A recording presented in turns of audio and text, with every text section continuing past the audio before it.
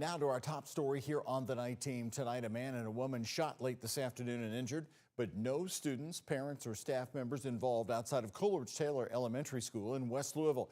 Tonight, Metro Police are asking for your help while they still look for any suspects still at large. WHAS 1119's Clarice Shaley and photojournalist Aspen Hester report on the frightening moments. I heard the noise and Former State Representative Charles Booker of Louisville hearing at least a dozen gunshots with his two young daughters as he was picking them up from Coleridge-Taylor Elementary School at 11th and Chestnut. All I could think is we're sitting ducks. Jolting the pickup line to a sudden halt. It was discovered very early on that it was not an active aggressor at the school.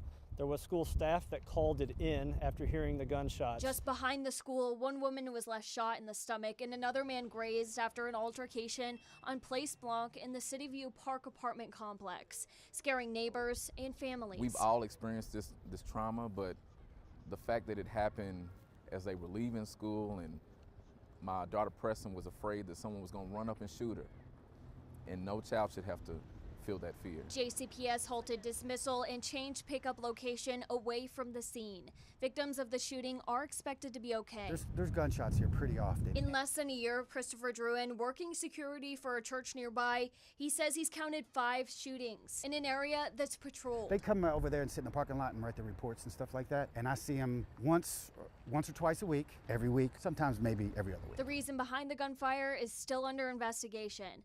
Early on, police say they have a handle on who is involved. We have some ideas, but of course we would love to have further help from the witnesses that were here. But the former lawmaker is calling for change. This is so close to home for so many people. Enough has to be enough. For the safety of children.